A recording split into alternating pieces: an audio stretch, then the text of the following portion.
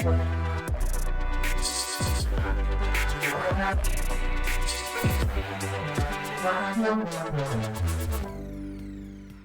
this installment of Behind the Design, we sit down with Manuel Zwinz to delve into the design process behind the new Evo SLS.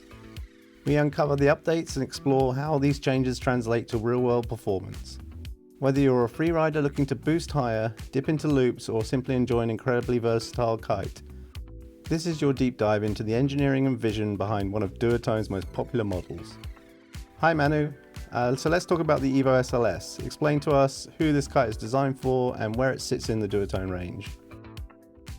So the Evo SLS is basically our one-for-all freeride kite. The SLS construction kind of stands for the best price to performance ratio in our range.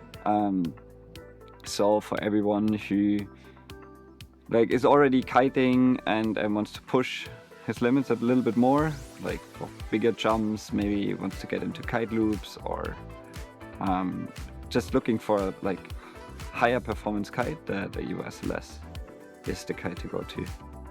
Tell us more about the design for this season. What changes can we expect compared to last year's model, and what will riders feel? So basically last year the kite was a complete redesign. So we spent a lot of time really setting up a whole new model, obviously staying in this Evo range, but that means for this year there were a lot of smaller refinements. I really looked at every detail of the kite and tweaked different things, canopy tension, refined the arc a little bit. So this year's Evo basically is a refined version of last year's Evo.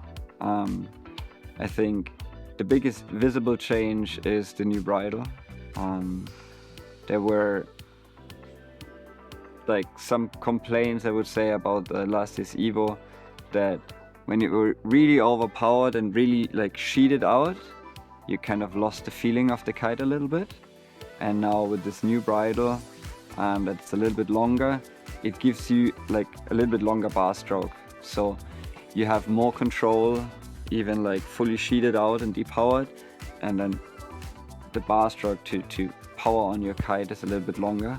So that just gives you a little more range. The second thing you might notice with this bridle is that there is a tiny bridle leg very far down the arc, which sits almost horizontal, and that really helps me to control the horizontal movement of the arc. So the kite overall stays more compact, especially in gusty condition, and this gives you a more solid feel, I would say, in the kite overall. So the 6-point bridle seems to be one of the major features for this year. Were there other small changes to the geometry and profile, and how do they impact the performance? The rest is really refinements, right? There's trailing edge tension is improved.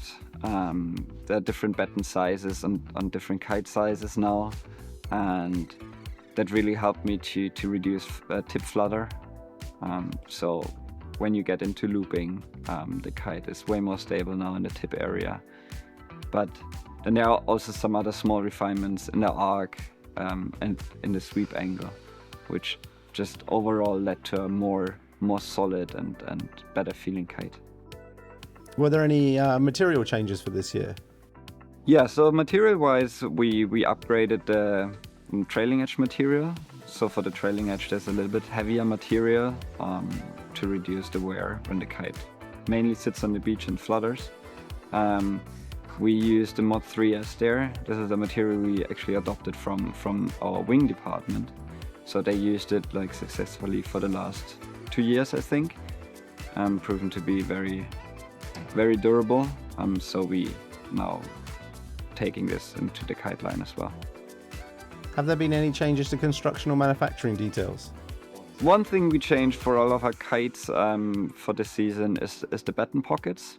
So instead of having these batten pockets made of cloth, basically the batten sits in a little pocket in the end, and then there's a plastic part, and that just helps us to hold the batten in place better, and is overall also a little bit lighter, so we can save some weight there as well. Let's talk about settings and pressures. What were the recommended air pressures? And can riders tune the kite with different bar sizes depending on the turning speed that they want? So for our penta kites, we recommend 7 psi. That's where the kites are developed for and where they work very well.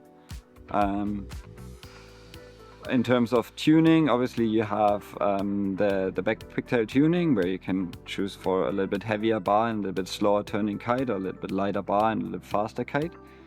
And then you can always choose between bar length and or bar width and line length. I mainly develop the kites on the medium click bar with 22 meter lines, because this sits kind of in the middle. But depending on what you're doing with the kite, you can go to the big truss bar, for example, on 24 meter lines. That makes the kite definitely turn faster, especially like on bigger sizes and lighter winds. You might want to go this direction. But then in the other direction, to a small click bar with 22 meter lines, it helps you to slow down the kite a little bit. And nowadays these kites are so quick turning that it might be unnecessarily quick for some people. Like, I'm thinking about getting into your first jumps, first board or first back rolls or whatever. We just want to have like a little more solid kite. Then it might be useful to go for a little bit smaller bar. If you're getting into your first kite loops and you want to have the kite loop be over very quick, you go for like a wider bar and longer line lengths. But the kite basically works with every setup. It's really up to your personal preference. Thanks very much, Manu. And just to summarize, what makes the Evo SLS stand out? To summarize, the Evo SLS is our best all-rounder. SLS construction, obviously best price to performance ratio. The main changes for this year is the 6-point bridle, which gives the kite a little bit longer bar stroke, a little bit more control, especially when you sheet it out. And then a lot of small refinements, both in the arc and in the sweep, as well as canopy tension. Overall, the kite is just a little more solid and better controllable than last year.